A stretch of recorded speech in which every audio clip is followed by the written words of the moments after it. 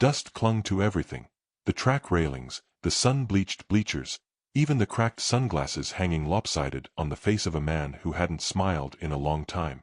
Cal Rennick leaned against the wooden fence, one boot dug into the dry earth, the other tapping in rhythm with the approaching thunder of hooves.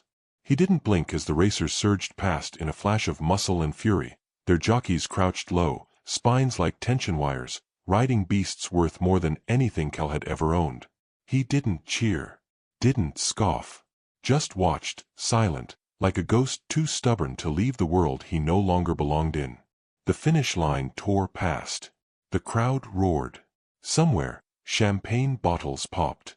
Cal stayed behind when the seats emptied, listening to the wind and the clink of tack being removed from winners. His fingers curled around the old gate post beside him, nails lined with grime, knuckles scarred from years of work nobody cared to remember. This wasn't nostalgia. This was something else. A pull that refused to die. He turned to leave, but laughter stopped him. Behind the main stable, 3 men stood in a crooked semicircle. One of them wore a suit too clean for this place. Another chewed a toothpick like it owed him money. The third held a rope, and at the end of it, half hidden in the shadow of the stables, stood the ugliest horse Cal had ever seen. She was a bag of bones wrapped in a hide that looked like a rain-washed burlap sack. Legs like sticks, hips jutting out like scaffolding. Her eyes were dull, or maybe just tired of watching people disappoint her. "Hey, Rennick," the man with the suit called. "Need a mount?" Cal didn't answer. Toothpick guy smirked. "You used to be something, huh? Bet you could make her fly again. What do you say?" The man holding the rope gave it a flick. The horse stumbled forward, resistant. The whites of her eyes flashed. "Ain't nobody else wants her," said Suit. "Figured we'd give her to a legend. You know, charity." Cal didn't laugh. He didn't look away either. Instead, he stepped forward until he stood a few paces from the mare. She smelled like rain on dust and something older, neglect, maybe. She didn't flinch when he moved. Didn't lean in either. Just looked at him like a mirror with too much honesty. He reached up, slow. Rested his hand against her cheek. Her ear twitched. "What's her name?" he asked. "Toilet," said Toothpick. Then he burst out laughing. "Her papers say Grady," said the man with the rope. "But hell, you can call her Dustbin if you want. She's yours. No strings." Cal asked. "Just one," Suit replied. "You gotta ride her at the last derby next week. Let the boys place some bets. Give the crowd a laugh." Cal stroked Grady's neck, slow and thoughtful. "I'll take her." Toothpick stopped laughing. "Wait, what?" Cal didn't repeat himself. He took the rope gently, like he was holding a secret. Grady didn't resist. She just lowered her head slightly, like a soldier who'd seen too many lost battles. He walked her down the path behind the stables, away from the laughter, away from the echo of his own past. Home, if you could call it that, was a rusting trailer parked on a weedy edge of the track property. It sagged on its axles, and the door didn't shut right. But it had water, and a corral made of borrowed wood and hope. He tied Grady to the fence and went inside, emerging with a curry comb and a half-empty bag of feed. She stood like stone as he brushed her down. Each stroke revealed another scar, a patch of missing hair, a ridge of once broken bone. She hadn't been cared for. She'd been endured. "You and me," Cal murmured. "We're just leftovers, huh?" Grady flicked her ear. He poured the feed into a cracked bucket and sat down in the dirt. The sky stretched overhead like a yawning bruise, stars slow to appear. Somewhere behind him, a radio played a love song nobody loved anymore. He closed his eyes. Let the quiet settle. In the morning, he saw the flyer. Tacked to the cracked door of the racing office was a sheet of paper, already curling at the corners. Last Chance Derby, $10,000 prize. Open entries, no pedigree required. Cal read it once. Then again. Then again. He didn't smile. He turned on his heel and walked back toward the corral. Grady stood exactly where he'd left her, though now she was watching the horizon like she knew something was coming. "You ever think about revenge?" he asked her. She blinked. "I'm not talking about blood. Just dignity." He folded the flyer, slid it into his back pocket, and began cleaning out the shed beside the trailer. There wasn't much: an old saddle with a busted strap, a halter he could fix with wire, a bucket of nails, and 3 different-sized hammers. Enough to make something out of nothing. Maybe. Training didn't begin with gallops. It started with walking in circles, with learning how to trust. Grady wouldn't take a bit at first. Wouldn't let him near her hooves. She had the muscle memory of an animal used to pain. But she didn't lash out. She just waited. And so did Cal. Mornings bled into each other. He'd lead her through obstacle paths he made from trash bins and fence posts. He wrapped her legs with torn denim and soaked her oats in molasses. When she flinched, he didn't push. When she stood still, he waited with her. A week passed. Then another. One dawn, as dew shimmered on the grass, Grady trotted. Not fast, not graceful, but with something like intent. Cal didn't cheer. He just nodded, like 2 old souls had agreed on something wordless. A few track hands wandered by now and then, watching from a distance. One of them shouted, "Gonna ride that corpse to the glue factory, Rennick?" Cal didn't answer. Grady lifted her head and snorted. Inside the trailer, a photo sat face down on the counter. Cal didn't look at it. Didn't need to. He'd memorized the faces long ago. His brother, Dean, holding up a first-place ribbon with that grin that made everyone forgive him for everything. The same Dean who'd trusted Cal to hold the reins the night the wind turned sharp and the ground too slick. The memory came in fragments: screams, hooves sliding, the weight of silence afterward. Cal had walked away with a dislocated shoulder and a reputation no one wanted. Dean hadn't walked away at all. Now, every time he put a hand on Grady's saddle, he heard that silence. He rode her for the first time 4 days before the Derby. It was barely more than a walk, but she didn't buck, didn't falter, just moved forward, steady. "You're not fast," he murmured. "But maybe you're enough." That night, a knock came at the trailer door. Cal opened it to find a woman in a weathered coat, eyes sharp as winter sunlight. She didn't introduce herself. "Heel placement's off," she said. "She's compensating for an old injury. You keep riding her crooked, she won't make the full lap." Cal said nothing. "I used to train champions," she went on. "Now I watch fools try to be heroes." Still, he said nothing. She looked at him a long moment. Then, without another word, walked away. The next morning, Grady's front right hoof was wrapped differently. Cal didn't ask how. 2 days before the Derby, someone left a bag of premium oats on the fence. No note. The night before, someone slit the bottom of his water bucket, and he found it empty at dawn. Grady pawed at the ground, thirsty and agitated. He cursed softly, fetched water by hand from the community tap 2 fields away. By the time they lined up for registration, Grady looked better than she had in years. Not polished. Not fast. But alert. Present. "Cal Rennick," the official said, squinting at the papers. "And horse's name?" "Grady." The man raised an eyebrow. "As in, that Grady?" Cal didn't reply. Just signed his name and walked off. In the prep pen, Grady shifted beneath the saddle, her breath steady. Around them, racers in gleaming tacks strutted, nostrils flaring. Jockeys stretched, eyes scanning competition with the casual malice of men who'd never fallen. Cal mounted in silence. Grady didn't move until he leaned down and whispered, "Let's go give them a story they won't forget." At the edge of the track, the starting bell hadn't rung yet.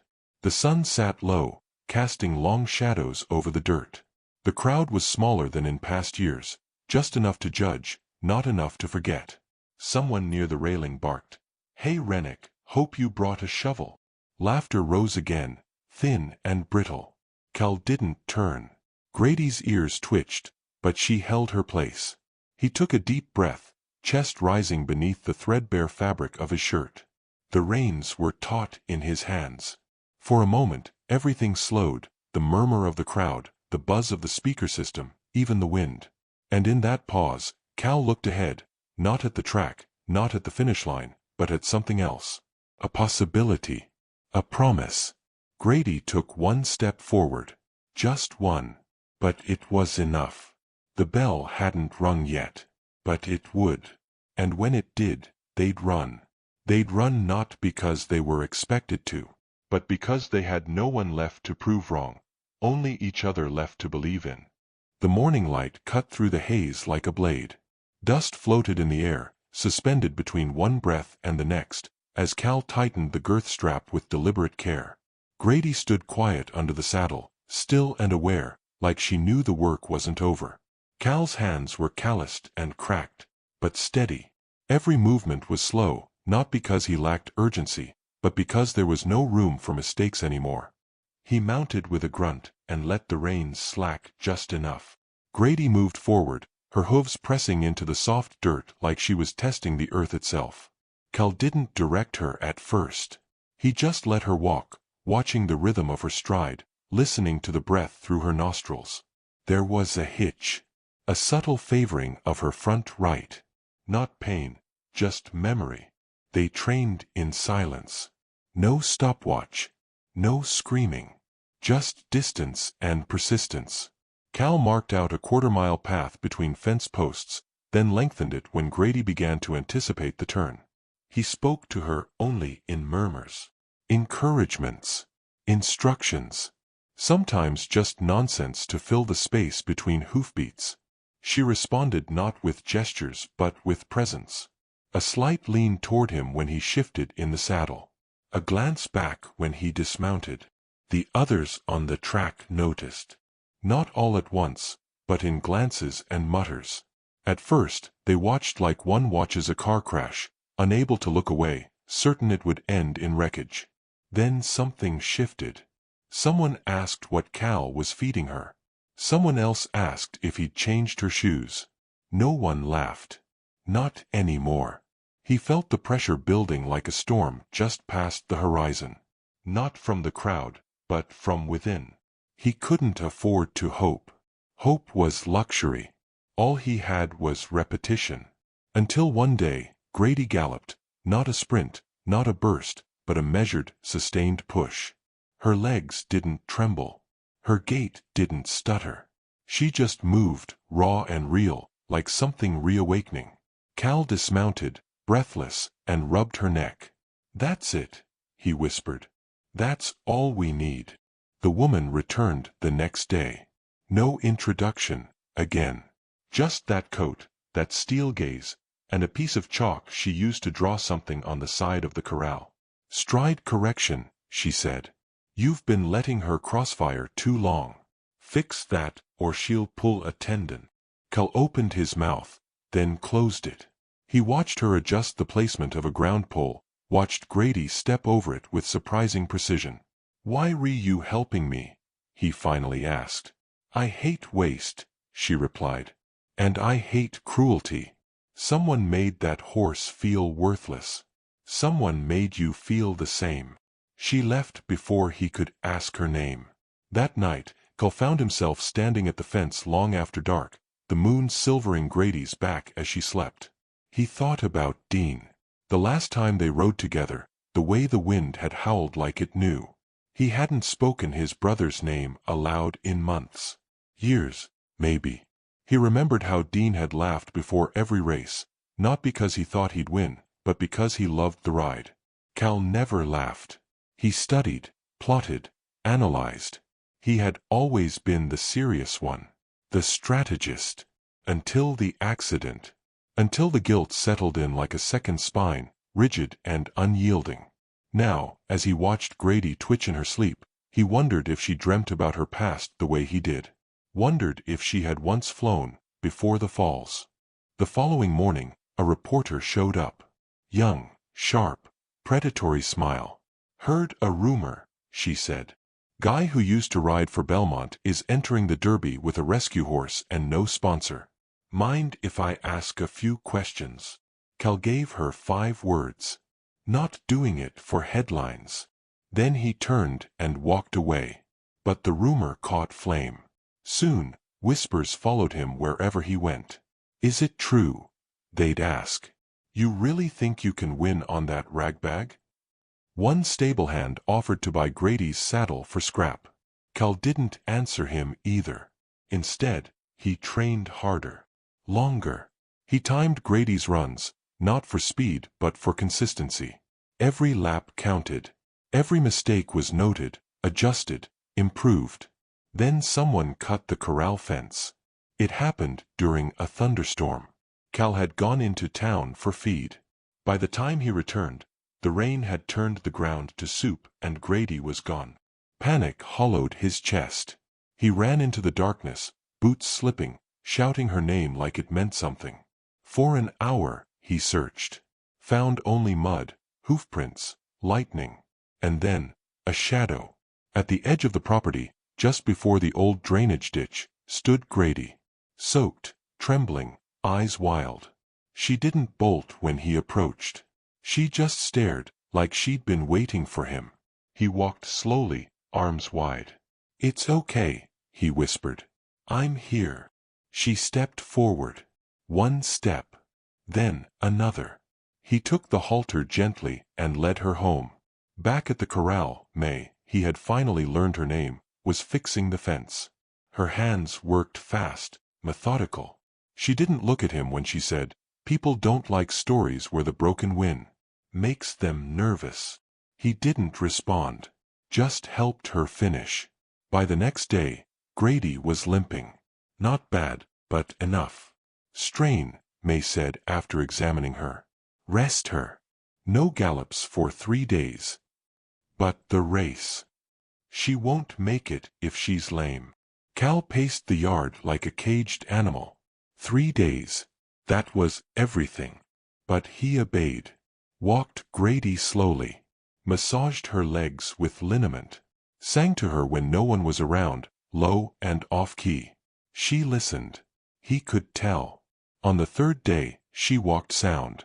On the 4th, she trotted. On the 5th, she ran. Not like before. Better. Cal began timing the final quarter-mile. Again and again. Grady wasn't fast enough to take the lead early. But her stamina, her pacing, her will, that's where the victory might lie. He studied the list of entries. Most were younger horses. Some had pedigrees. All had trainers. Sponsors. Money. He had Grady. And he had one plan. They'd let the others run wild early. Burn their lungs and legs on adrenaline. Then, in the final stretch, when doubt and exhaustion crept in, Grady would still be steady. "If you can carry me that far," he whispered to her one evening, "I'll get us the rest of the way." The night before the race, a boy knocked on Cal's trailer door. Couldn't have been more than 12. Freckles, missing tooth, holding a red ribbon in his hands. "My granddad says you're a joke," he said plainly. "But I think you're cool." Cal looked down at the ribbon. Faded. Homemade. "Give it to your horse," the boy added. "For luck." Cal knelt and tied it to Grady's mane. "Thanks," he said softly. The boy shrugged. "Hope you win. They act like it's impossible. But my mom says impossible's just a word." He left without another word. Cal sat with Grady until the stars blinked into place. No big speech. No drama. Just a man and a horse, breathing together. He thought about the headlines the others wanted. The mockery that started this whole thing. They'd given him Grady as a punchline. He intended to turn it into a full sentence. Morning came fast. The track was alive with color, chatter, the hum of competition. Flags fluttered, hooves clattered, tension crackled like static. In the paddock, Grady stood calmly among the other horses, most taller, shinier, adorned in polished gear. She wore only what was necessary. Her ribbon fluttered like defiance. Cal walked her forward. Heads turned. Whispers chased them. A man leaned in from the sidelines and muttered, "You're embarrassing yourself, Rennick." Cal didn't answer. At the gate, May appeared. She handed him a small cloth bundle. Inside, a stone. Smooth. Worn. "For weight," she said. "Or luck. Whichever you need more." He closed his hand around it. "Thanks." She looked at him, really looked, then said, "Don't ride angry. Ride honest." He mounted Grady slowly. The crowd noise faded. The world narrowed. He could feel her breath beneath him. Feel her strength, forged not in speed but survival. The gate rattled. Grady tensed. Cal closed his eyes. When the bell rang, they'd move. But not to prove the world wrong. To prove each other right. The starting bell rang like a hammer on steel. The gates shot open. For a breathless moment, there was only sound, hooves thundering against dirt, a wave of energy rolling down the track, the sharp gasp of the crowd. Grady lunged forward, not with a sprinter's fury, but with the measured determination of something that had already survived the worst. They were last almost immediately. Cal didn't flinch. Didn't panic. The other horses surged ahead, their jockeys shouting commands, colors blurring like flags in a storm. He let them go. Let them burn their speed early, just as he'd planned. Grady settled into her rhythm. Her hooves struck the ground in even beats, her breathing deep and steady beneath him. Cal crouched low, body in sync with hers, whispering words she'd come to know in their long dawns of training. She didn't need more speed. She needed belief. They rounded the first bend. The front runners jostled for position, kicking up a mist of dirt. One rider glanced back, smirked at Cal, then focused ahead. He didn't smirk long. His mount was already beginning to tug against the bit, straining under its own eagerness. Cal guided Grady closer to the inside rail. Not reckless, not daring, strategic. Each inch he gained was earned, not stolen.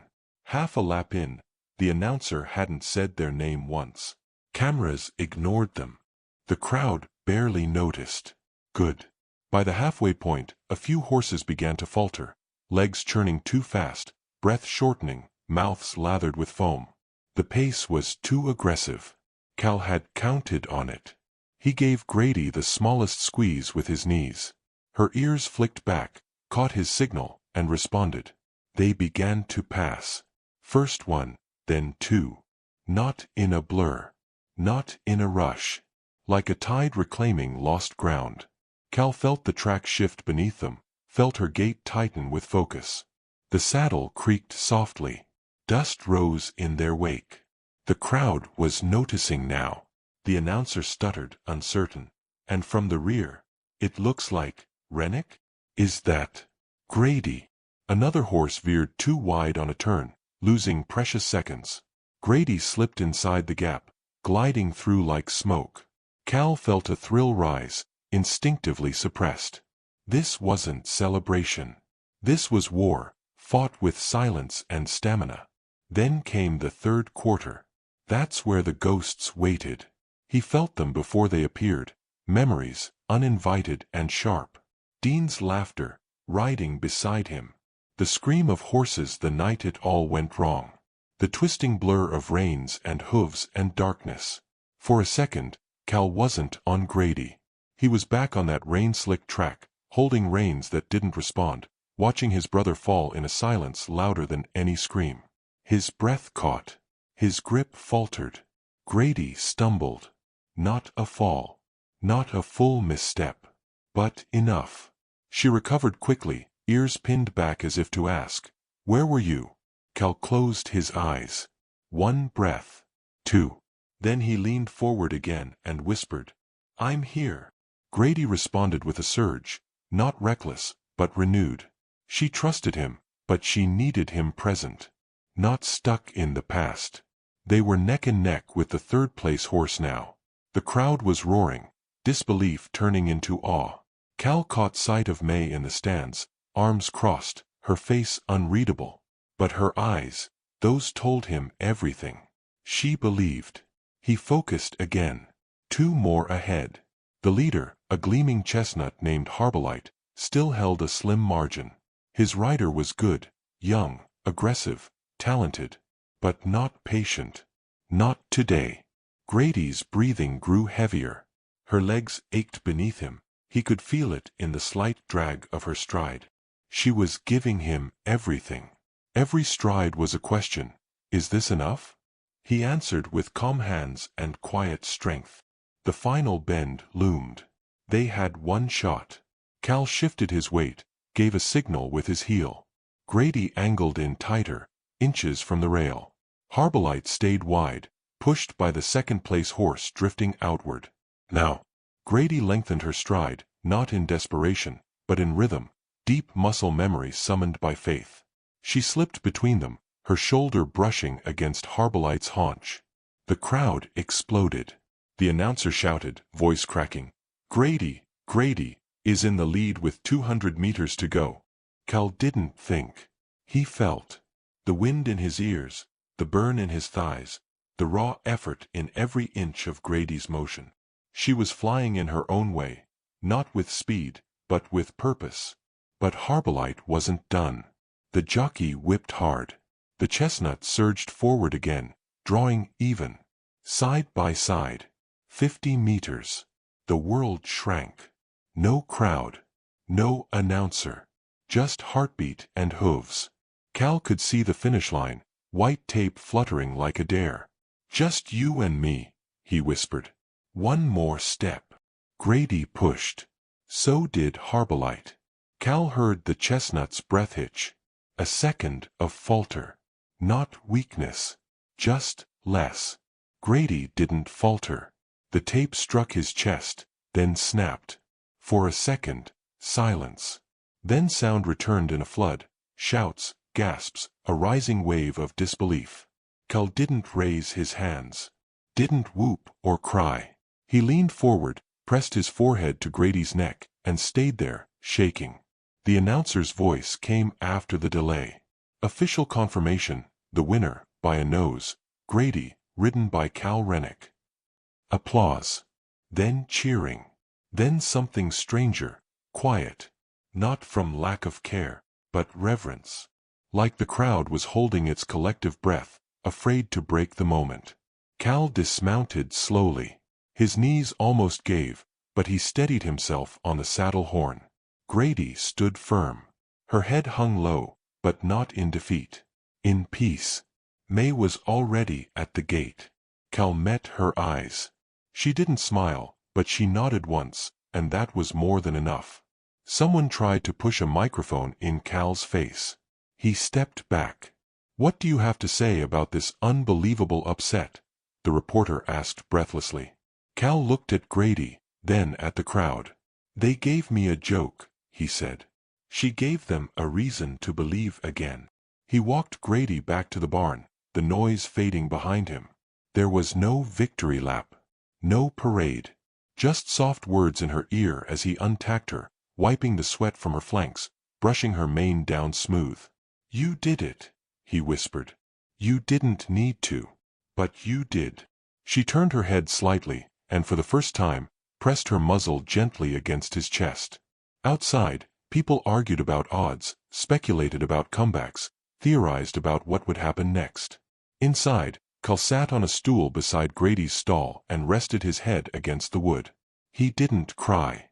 But something deep inside him uncoiled. Something that had been frozen for a long, long time. A small knock came at the stall door. The boy from before peeked in. "I knew it," he said, grinning. Cal nodded. "Thanks for the ribbon. Can I ride her someday?" Cal looked at Grady, then back. "Maybe. If she says yes." The boy left, skipping. Grady shifted in the straw. Cal leaned back and exhaled. The race was over. But not the story. Not yet. The days after the race passed like wind through dry leaves. Fast, noisy, impossible to hold on to. Cal woke the next morning to a voicemail box so full it stopped accepting new calls. Offers poured in from sponsors, racing stables, even interview circuits. The kinds of people who'd walked past him without a glance weeks before were now reciting six-figure numbers like they were reading from menus. He ignored them all. He sat beside Grady instead, brushing her coat with slow, patient strokes, letting her eat from his hand. She chewed contentedly, no longer twitching at every noise.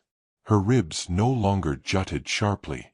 Her eyes held a calmness he hadn't seen when they first met, a peace earned, not given. May found him there later that morning, her arms crossed over her weather-beaten coat. She watched for a while before she spoke. "Place feels different," she said. "Quieter. Like it's holding its breath." Cal didn't look up. "You ever think people just want a story to feel good about? Doesn't matter if it's true or not. Just has to be tidy." May took a few slow steps forward, boots crunching gravel. "You made it true. That's the difference." He glanced at her then, searching for cynicism, but found none. She held his gaze a moment longer before tossing a bundle of mail onto the haystack beside him. "Fan letters," she said. "Mostly kids. One woman wants to name her foal after Grady. Another said you gave her son the courage to walk into school again." Cal raised an eyebrow. "Seems excessive." "Maybe," May replied. "But when was the last time anyone called you excessive for the right reasons?" He didn't answer. She didn't wait. That night, Cal sat alone on the trailer steps, the cold seeping through his jeans. The stars had returned to their usual places, unbothered by fame or headlines. A breeze carried the scent of fresh hay and distant pine. He unfolded one of the letters. The handwriting was messy, young. A drawing of a horse, lopsided but enthusiastic, was paper-clipped to the note. "Dear Cal and Grady," it began. "I used to think being slow meant you were bad. But then my mom showed me your race. Now I think slow just means strong in a different way." He read it twice, then tucked it into his jacket pocket and didn't read another. In the days that followed, Grady became something of a legend. Local kids visited, bringing apples and awkward admiration. One girl cried when Grady let her braid a piece of mane. "She never lets me braid anything," the child sobbed, clutching her mother's coat. "She chose you," Cal said simply, handing the girl a peppermint to give as thanks. Grady didn't race again. That decision wasn't public, wasn't advertised. It just happened. Cal let the sponsors guess, let the agents send contracts into the void. He never responded. He and Grady had done what they came to do. Everything after that was noise. May started showing up more often. Not to offer advice, though she still did, but to help. She fixed fence posts, cleaned tack, sat beside Grady like an old friend with shared history. Cal didn't ask about her past, and she didn't offer it. But one afternoon, as they patched a broken gate, she spoke without preface. "I had a daughter once. Left after her first loss. Said it hurt too much to try again." Cal didn't speak, but his silence wasn't empty. "I thought I'd teach kids," she continued. "Make something better out of this place. But they stopped coming. The world moved faster than I did." He looked at her then, really looked. "It's not too late." She scoffed. "I'm old." He smiled faintly. "So's Grady." They started something after that. Quietly. No announcements. Just an open gate and a handmade sign painted on a spare board. "Second Stride Stable, where stories start over." Kids from rough neighborhoods began to trickle in. Not many, but enough. Some too shy to touch a horse, others loud with bravado to hide their fear. Cal and May taught them to listen, to wait, to lead with kindness. Not every child stayed. But those who did changed, slowly and deeply. One girl named Liza came every day at dawn. Said nothing. Just stood near Grady and watched. On the fifth morning, Grady walked to her unprompted and rested her head against the girl's shoulder. Liza didn't cry. But Cal did, later, alone. Letters continued to arrive. Some from abroad. A man from Ireland said his family watched the race on repeat every Sunday. A woman from Brazil offered to send artwork of Grady done in oils. He hung one letter by the door, framed in cheap pine. It was from a boy named Ellis. You and Grady made me believe the impossible might just be a little slower than the rest. That's okay. I'm slower too. The ribbon the boy had once given still sat in Grady's stall, tied with careful fingers. Late one afternoon, Cal stood at the edge of the paddock, watching Grady graze in the fading light. Her coat shone with health now. Scars remained, but they weren't open anymore. They were history. Behind him, May approached with a quiet tread. She handed him a folded newspaper. The headline read, Cal Renick declines Derby return offer, again. He didn't even open it. May smirked. They think you're crazy. I probably am. You miss it? She asked. He watched Grady for a long time. No. I thought I would. But that track only gave me what I already had. May nodded. And what was that? Pain. Then purpose. But only after I stopped chasing other people's stories. They stood together in silence, the kind that doesn't need filling. That night, the wind picked up again, and Cal dreamt of Dean. Not the fall this time. Not the crash. But a summer day, long before the grief. The two of them riding bareback down a dirt road, laughing until they couldn't breathe. When he woke, there was dew on the grass and a letter at the gate, pinned with a tack. No stamp. No address. It read, You were never the fall, Cal. You were the one who stayed standing after it. No signature. He folded it, tucked it beside the ribbon, and walked to Grady's stall. She greeted him with a gentle nudge, warm breath fogging the morning air. He fed her oats, ran a hand down her side. A small voice spoke behind him. Is she a champion? Cal turned. A boy, maybe 8, maybe 9, stood with wide eyes and frayed sleeves. She was, Cal said. She still is. Can I be one too? Cal looked at him, really looked. Saw the hunger, the question, the fragile hope. You already are, he said. The boy smiled, uncertain but glowing. He stepped forward, cautious, hand outstretched. Grady waited, then nudged his palm with her nose. Cal watched them a moment longer, then turned away, the sound of breathing, hoof steps, and belief lingering behind him. The sky was turning. A new day beginning. Not loud. Not triumphant. Just real. Just enough. Ask ChatGPT.